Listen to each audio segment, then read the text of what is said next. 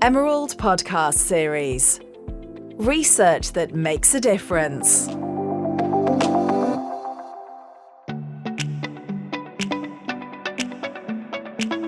Welcome to the Emerald podcast series. On this episode, we are asking what is social care research and why is it important? My guests today are Luke Gagan, Head of Policy and Research at the British Association of Social Workers, and Leanne Fenge, Professor of Social Care in the Faculty of Health and Social Sciences at Bournemouth University. We have a great session ahead where we're going to explore social care research, its relevance, and its relation to not only the research but practitioners, and implement it into the real world. So thank you both for joining me today. I really appreciate your time. I'm just going to jump straight in, and Leanne, I'm going to take this to you first, but do you want to explain to me what are the constituent features of social care work practice? Well, social care really is an umbrella term for a wide area of practice, which covers, in terms of professional status, both those that are working with professional qualifications in social work, occupational therapy, but there's also a very large workforce that have a range of not degree qualifications, a range of qualifications that may be NVQs that are working out in care homes and in domiciliary care settings. So it's a large workforce, but it's also made up of people with a range of skills and knowledge and experience. And absolutely, the social care workforce is essential to the effective running of healthcare systems. We're seeing that in the moment in terms of difficulties in recruiting social care staff into domiciliary care and residential care posts, and the impact that has on the ability of hospitals to safely discharge people back into the community. But also in terms of the qualified workforce, we have both adults and children's social workers that come from a variety of specialisms, and of course our occupational therapy colleagues as well. Social work is very much part of social care. And I think that, building on a distinction that Fiona was making, I mean, to be a social worker, you have to be qualified and registered, and the title is protected in law. So there's a level of regulation and accreditation there. What's less well understood about social work and adult care is that social workers have a range of legal responsibilities. So around severe mental health issues, adult safeguarding, mental capacity, responsibilities under the Care Act in England and in comparable legislation in Wales, Scotland and Northern Ireland. And all of those legal responsibilities have been given to the profession by the state. And if they weren't done by social work, they'd either have to be allocated to another profession, or indeed the state would have to give up on them altogether. So I think it's important to say that there is a core of social care which is around statutory responsibilities and all that goes with that. And I think alongside that, there's a need for post-qualification to undertake some of those roles. So, for example, the approved mental health practice course that you would need to take post-qualification, post your degree, which is open not just to social work, but to other qualified professionals, to enable them to work within fields of mental health, but also the mental capacity and best interest assessor training, alongside things like practice education and leadership qualifications. So I think there's probably a more established career pathway and specialisms available to social workers than obviously there would be to the not professionally qualified workers within social care. And that's also built into the registration process, where we are required to complete a sort of an annual CPD portfolio to update our registration on a yearly basis. Absolutely. And I would then, go on to argue that if we think about the relationship between theory and practice and the implications of that for adult social care, I would say, and I don't know whether you agree with this, Leanne, is that yes, there is a place for blue sky research thinking and theoretical research thinking. Of course, there is. But certainly, from my perspective as a social worker, right, social work is an applied discipline. So, social work research around adult social care has really got to address those issues of application for the practitioner. And what Mike Fisher says in a line which I rather like is that what practitioners don't want is analysis that stops short at analysis. What practitioners want is, what are the implications of this for what I do in the day job? Does that resonate with you? Yes, I would agree with that. And I think there is a gap at the moment, I think, in terms of social care research, which actually engages with the voices and experiences of practitioners as co-researchers, and the notion of research which is rooted in practice issues that has a practitioner lens. And I think that goes hand in hand with the voices of citizens and service users in research. So there sometimes is a disjoint, I think, between academic research, which, as you say, can sometimes fall short of the practical application, but also perhaps the need to work more in partnership with practitioners and organisations to be co-developing, co-producing research which is meaningful for practice and can have a real impact on frontline practice and hopefully policy. I would totally agree with that. The terminology varies, doesn't it, with lived experience, experts by experience. But we must always remember that the purpose of adult social care is to serve the end user. So if the research doesn't meet their needs, doesn't hear their voices, doesn't incorporate them in the research process, there need to be exceptionally good reasons for that. And exceptionally good reasons do not include things like it was too difficult or it was too expensive or whatever. And again, back to this idea of, social work being an applied discipline, right?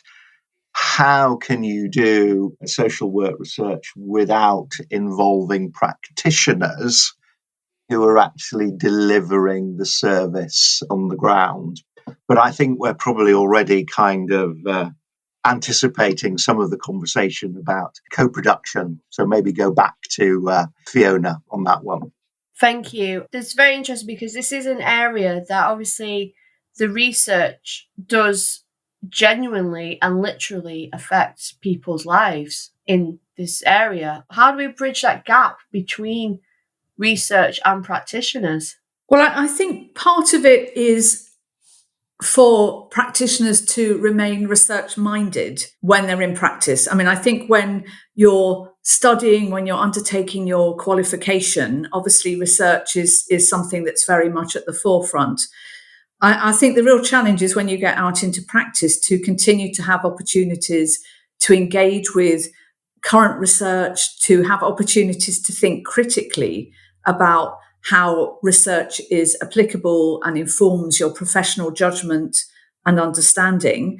And I think that also links into sometimes the culture within organisations, whether the culture is one of a learning culture where there are opportunities for social workers and peers to come together to think about practice issues, to look at the latest research. I'm also thinking of the Social Care Institute of Excellence's research mindedness criteria, which I think came out in about 2012, which is very relevant, I think, to the importance of social work in terms of being able to lead research, because social work is in a unique position to link into one of those criteria, which is about being prepared to challenge inequality and oppression in all aspects of the research process. And I think, as Luke said, it's essential that those who are experts by experience, and service users, must be included appropriately, maybe through peer models of research, which absolutely root the research question in those lived experiences of service users, and is looking at how we can develop research which the end product is to improve services and improve the offer. And I think that's absolutely key. And it's also built on a commitment to sort of inclusive participatory research methodologies, both with practitioners and with service users, experts by experience. I would certainly agree with all of that, Leanne. I suppose I would also say that bridges need to be built from both ends and meet in the middle. And from the research community perspective, when I was in practice, which, wasn't so long ago, I would read research pieces and think, what do I do differently on Monday as a result of this? And to my mind, too much research didn't answer that question. It gave me no clue as to what I should do differently on Monday. So I think there needs to be that focus on social work as an applied discipline. I would also say that, and this is, quote from Mike Shemmings, which I like very much, which is too much social work research is unread because it is unreadable. And you get this extraordinary density of text, which really, I read a lot of stuff, and I'm thinking, this is so hard to get through. So there's an issue, I think, about ensuring that research is relevant and accessible.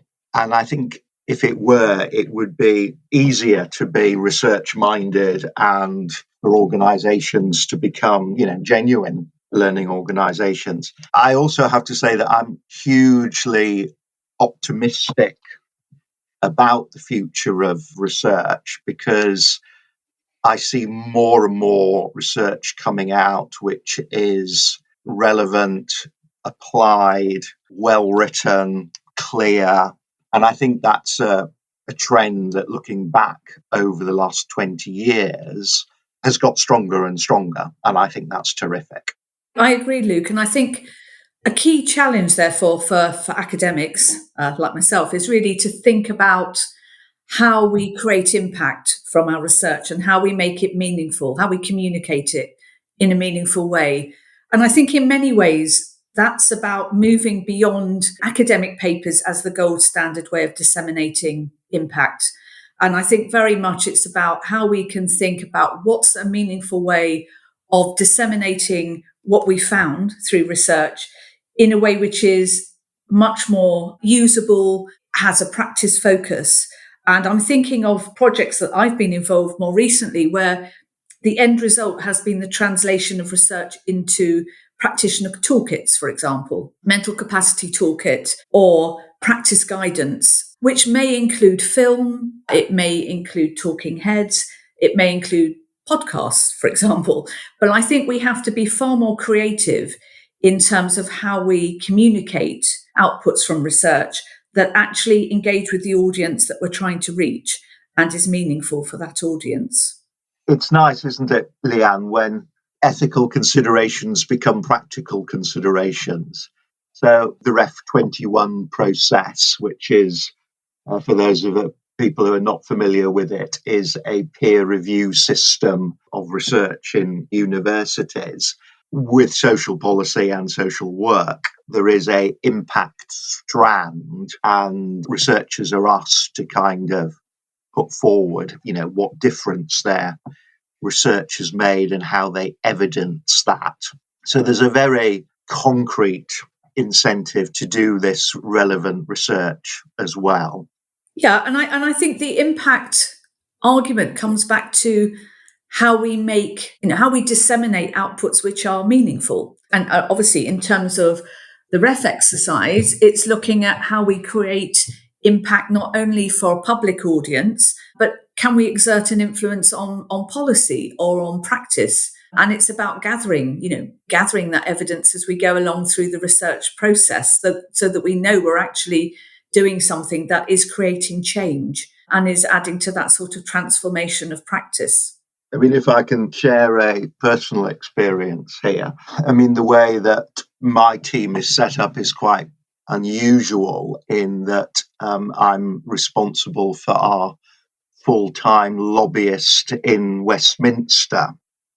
So we're not just producing policy papers and working with researchers.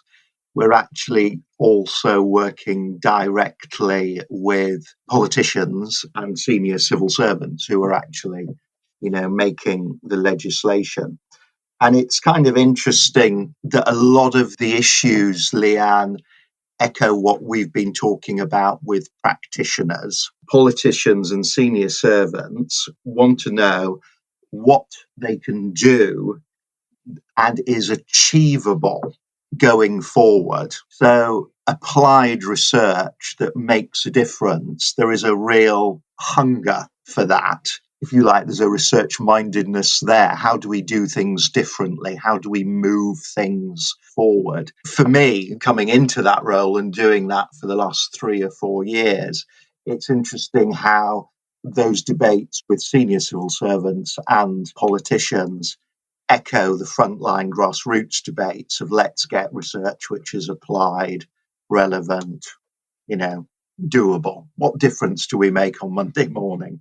Absolutely. But I think it's also about persuading policymakers and governments to recognise the value added of social work, of what social work contributes to society. And we can also achieve that through research and through demonstrating that through research.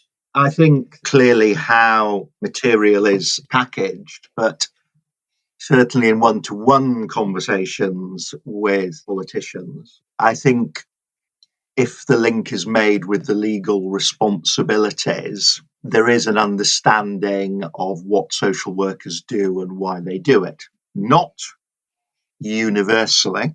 That would be too much to ask, right?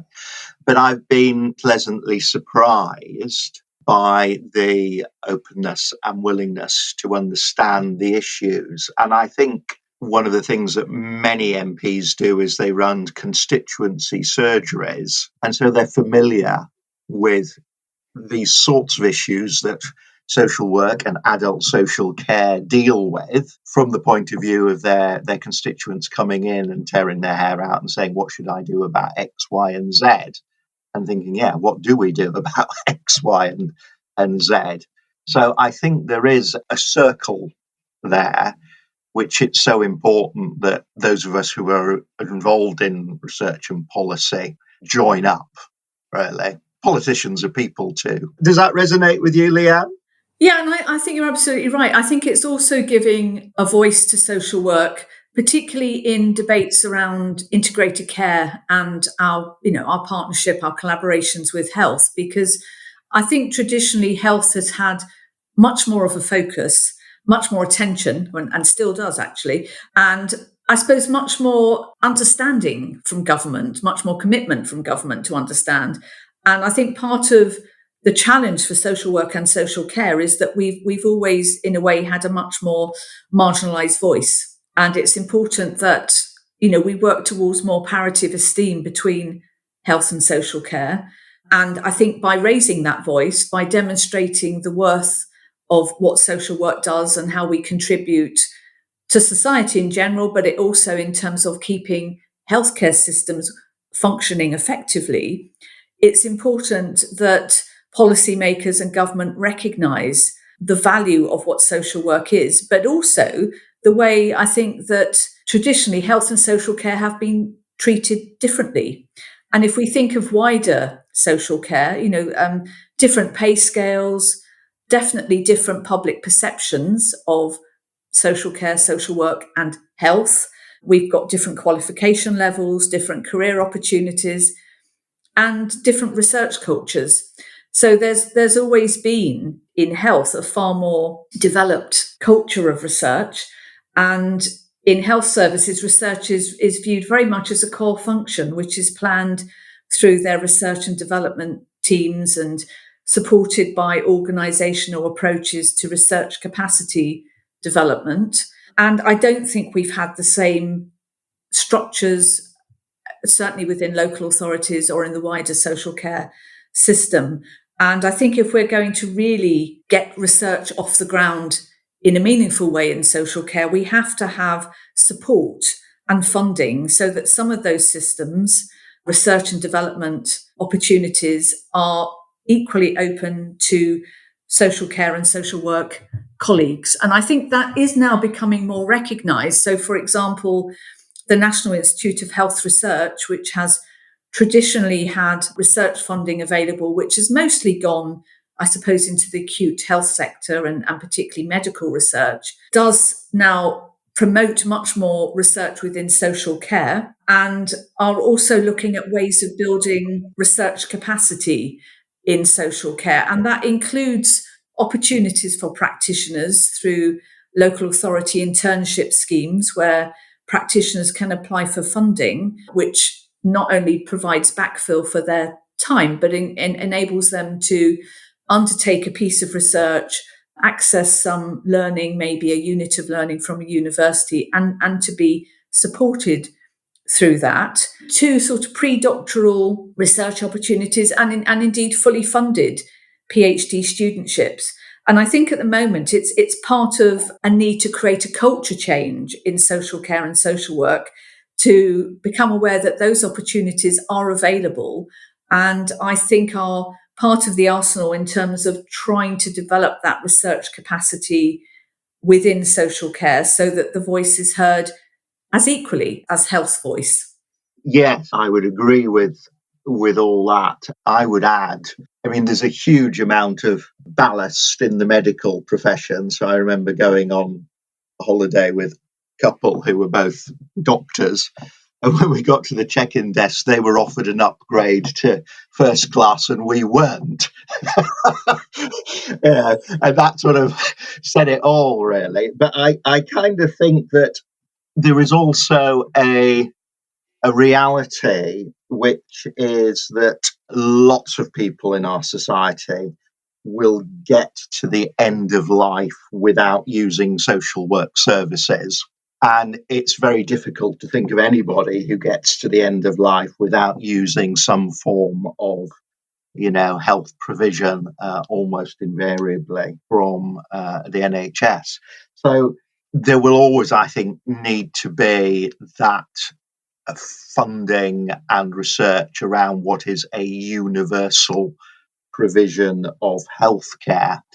But I think what there is a growing realization that adult social care is part of healthcare and that you can't actually make those hard and fast decisions. And as we're an aging society, more and more people have that experience of how the two are joined together. And Peter Beresford tells this lovely story about a senior policymaker who's been working in healthcare and social care, and then his mum is very vulnerable and frail, and he realizes in a lived experience kind of way that the two services aren't actually joined up.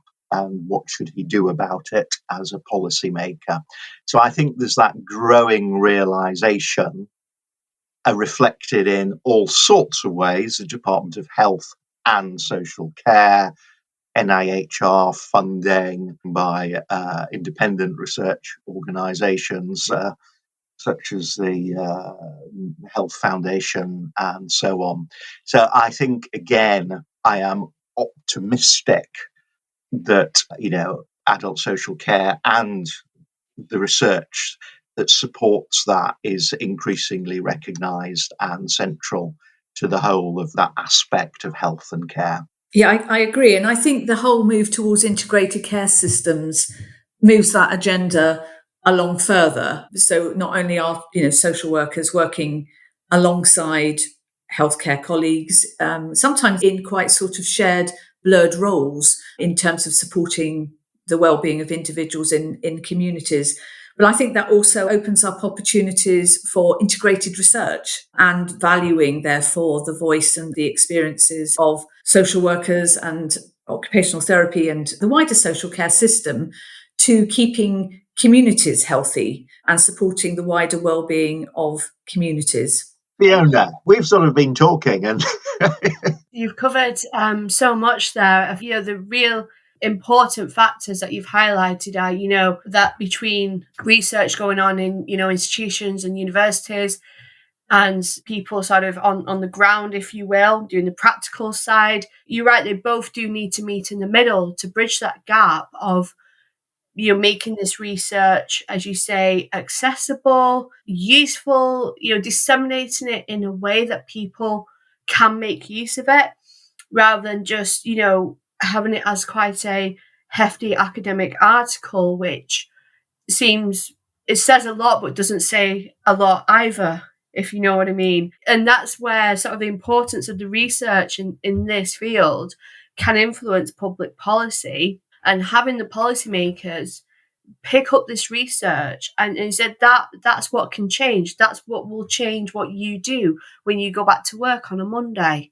And then that, in effect, can change people's lives for the better. It's just a very big area. I'm happy to hear that the gaps are sort of slowly being bridged, and that has been the trend, and that's going to be the continuing trend, and sort of the integration between healthcare and social care, and how health, seems to get a bit more attention and funding and policy and change and everything. But they're so intertwined that they both need to be getting that same level of attention. We've covered a lot there, which was great. Thank you.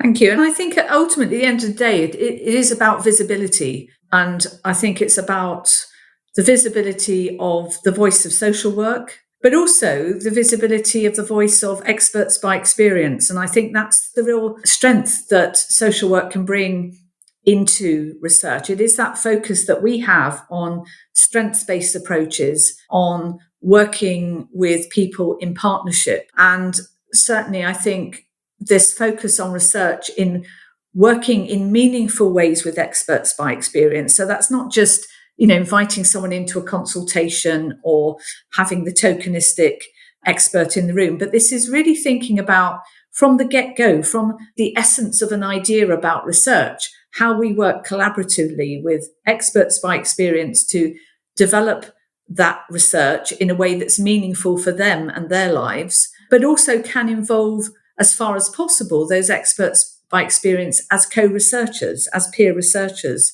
and as disseminators of research. That this should be about valuing the expertise that people bring. And I think it is also, we have to be mindful in universities that if we're hoping to do that, it's also a recognition that we have to provide funding to enable those experts by experience to take part, to fund their time, to fund any time of carers that might need to accompany them time. This isn't cheap. So we do need proper investment for research to happen that can be inclusive of all those voices that should be there around the table. Part of that inclusivity is how we communicate. And I think that, all professions have jargon, don't they? I remember somebody in property talking to me about easements, and I had no idea what he was talking about. I think once you get service users involved, they're great because they say, well, what are you talking about? What does that mean? Can you explain that to me in plain English? And it's a really good corrective for communicating clearly. And again, this approach is being sort of now worked out in, practical ways. So, if you win funding from the NIHR, you have to do a plain English summary of your research proposal, which is quite often the most difficult part of the research, I think. But also, once you get into that, let's, cut the jargon and actually talk about, what's really happening. Again, the other group who really appreciate this is politicians, because they're not into the jargon of whatever, terminology we use in adult social care. And so when you then explain it in plain English why you're doing things or why the legislation is like that, you can see the light bulb going off. And I remember having a debate with a group of politicians around the mental capacity bill as it was then. And we used a real life example of mum's a bit confused when daughter goes to the shops. She's worried about mum wandering. She locks the door while she goes to the shops. Is that an imprisonment issue? Is it a human rights issue? And you could see the debate had moved on from rather a dry debate about the intricacies of human rights to this is something that's happening in people that I know, and what's the best way of dealing with this in the legislation. And those kind of light bulb moments, I think, are so powerful. And I know, it is such a privilege to work with social work service users because they say something and you think, you're absolutely right. I've been in this profession for 20 years and I've never thought of that. Yes, let's involve practitioners. Yes, let's involve social work service users because they have so much to offer. Yeah, and I think that links into the importance of more qualitative research approaches. And I'm thinking particularly the value of narrative-based practice, where we can really engage with the stories, the lives, the lived experience of people and create those into meaningful outputs. So as I said before, maybe short films, ways of communicating that the audience really then connect in a sort of a heart and mind way. It's about creating that emotional connection with someone's story so we can really understand what it's like to be, living on the street as a homeless person, or we can really understand what it's like to be moving into residential care. And I think when we create those different ways of communicating, those ways that perhaps are based in a narrative, in a story that we can all connect with. We all connect with stories. It's a means of communication that we've grown up with from a child, and we make sense of the world sometimes through stories. But there is a way, therefore, of really changing people's hearts and minds, I think, through that type of dissemination technique. Thank you. Well, we've covered a lot today. I do feel that we might need to do another episode further down the line to carry on this conversation. Yeah, so I really appreciate your time today. I appreciate your input. It's been absolutely fascinating, to hear more about this area and what's going on and what could be done and just sort of the difference that it can make. It's really, really great. And it really aligns with, Emerald's real impact sort of manifesto, where we want the research that's being done to make a difference in people's lives and not just be behind the walls of the university, as it were. So yeah, all from me is I want to say thank you to our listeners and thank you to you both for your time today. It really means a lot to me. Thank you. Thank you. Thank you to my guests today for joining me and the studio for editing this episode. The transcript is available on the website. If you want to know more, you can follow BU Seldom Voices on Twitter at BU_seldomheard and the National Centre for Post-Qualifying Social Work and Professional Practice at Bournemouth University at NCPQSW.